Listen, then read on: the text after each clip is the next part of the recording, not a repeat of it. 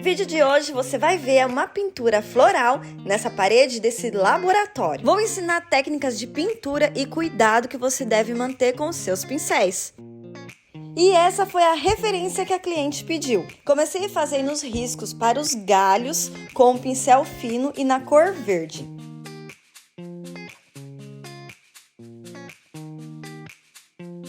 E depois com o pincel chanfrado, fui fazendo as folhas. Importante sempre é colocar pouca tinta no pincel. O pincel não pode estar carregado de tinta. Para qualquer pintura que você for fazer, coloque sempre um pouquinho de tinta no biquinho do pincel. No caso, se o pincel é chanfrado, é sempre na pontinha do pincel.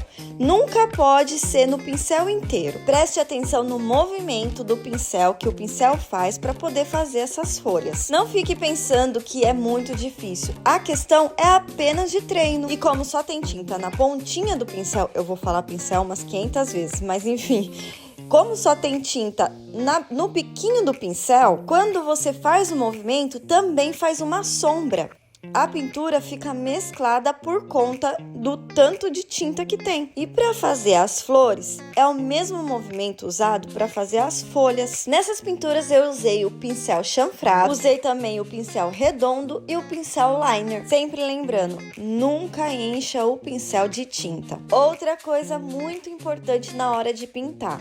Após a pintura, você não pode deixar o seu pincel dentro da água. Retire o excesso de tinta, mesmo que depois você vai continuar usando na pintura, isso pode apodrecer as cerdas do seu pincel. Ao término de toda a pintura que você estiver fazendo, lave bem com detergente e não mantenha o seu pincel deitado, porque a água fica parada aí dentro e apodrece também. As cerdas do pincel nunca pode estar encostada em nada, porque as cerdas deformam. Tem que estar sempre assim, nessa posição. Por exemplo, eu tenho esse pincel há 15 anos. Eu cuido muito bem, porque pincel é um investimento caro. Se você tiver que ficar comprando sempre, não vai compensar o seu trabalho. Um excelente pincel faz toda a diferença na hora da pintura. Seu trabalho se torna mais fácil e você consegue ter um melhor resultado. Essa pintura não tem muita explicação. É ir vendo os movimentos que o pincel faz e a quantidade de tinta.